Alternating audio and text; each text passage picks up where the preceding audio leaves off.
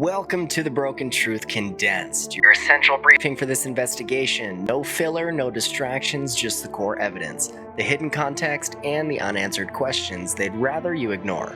Let's open the file. Today, illusion no longer requires satellites, only screens. Deepfakes, augmented reality filters, and AI voice replication now simulate reality with precision once reserved for science fiction. When coupled with real satellite imaging and social media algorithms, the infrastructure for global illusion already exists, decentralized, invisible, and voluntary. Deepfake technology has made Project Bluebeam no longer a prophecy, but a metaphor. Artificial intelligence can now generate ultra-realistic faces, voices, and events that never occurred.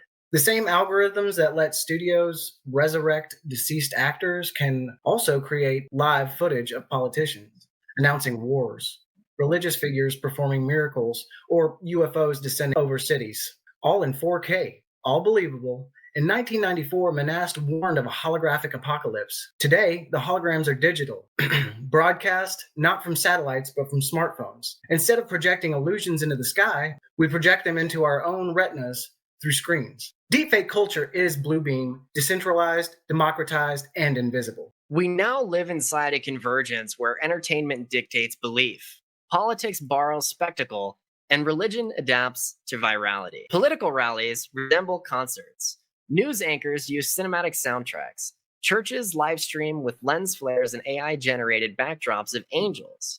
When fake miracles trend, like bleeding statues, angel apparitions, or AI-generated signs from God, millions experience emotional reactions before verifying authenticity. The collective psyche no longer waits for evidence.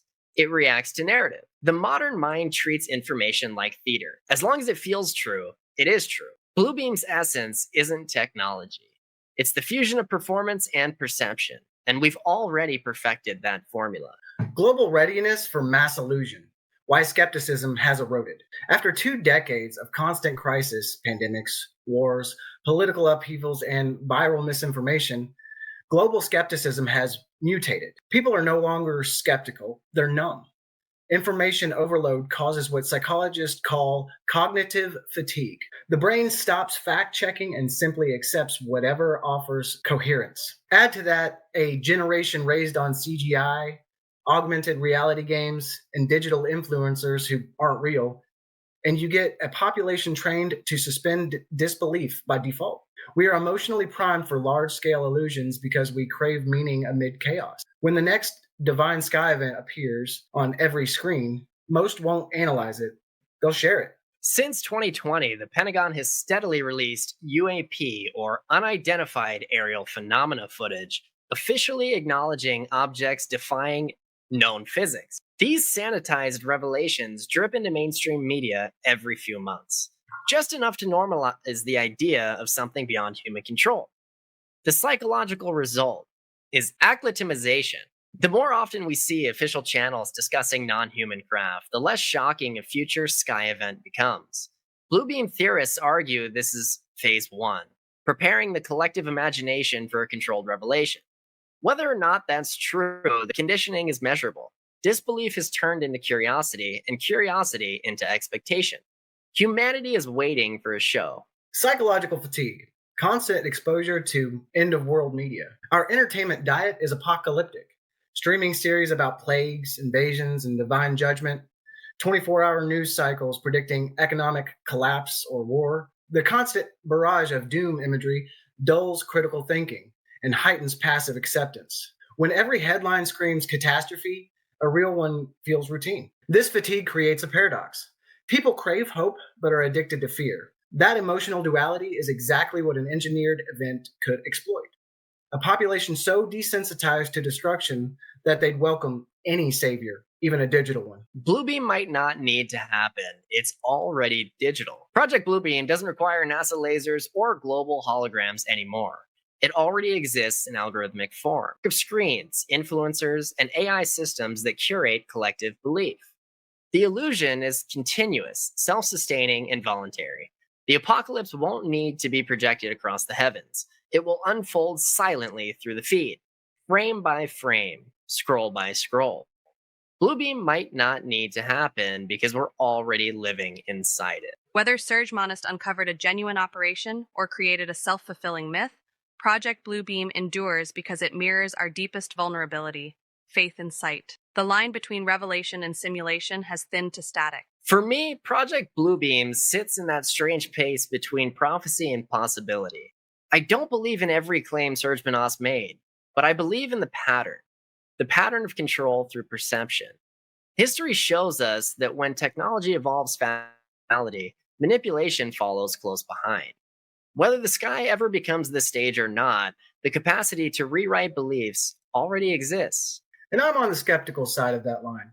I think Bluebeam is more myth than manual. A warning that got mistaken for evidence. Yet the reason it resonates is because governments have lied before, and that track record keeps conspiracy culture alive. So while I doubt NASA is preparing a fake apocalypse, I don't doubt the human instinct to deceive when power is on the table. Ironically, every time a theory like Bluebeam catches fire, it does the government's job for them, flooding the truth with noise. Secrecy survives not because information is hidden, but because it's buried under confusion. Exactly. Conspiracy culture both exposes and preserves the unknown.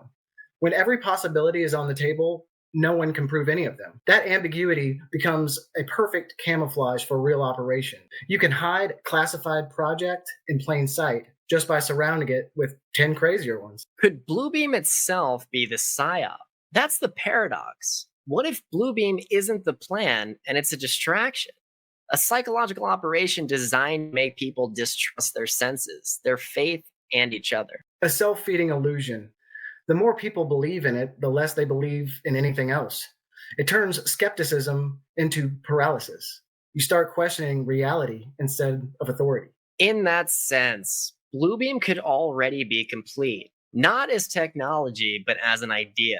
A virus of uncertainty that infects belief itself. If truth can be manufactured, how do we verify anything? Maybe we can't verify anything anymore. Maybe the only real filter left is intent. Who benefits from what we're seeing?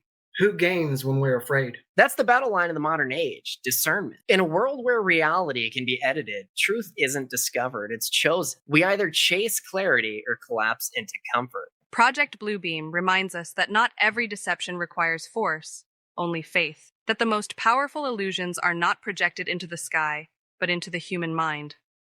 Whether Serge Monast uncovered a classified operation or wrote a metaphor for mass control, his warning still echoes. When technology becomes indistinguishable from divinity, belief itself becomes the battlefield. This was The Broken Truth Condensed, your distilled intelligence briefing. If you want the complete investigation, full evidence, and every connection, the full episode is waiting for you on the Broken Truth podcast.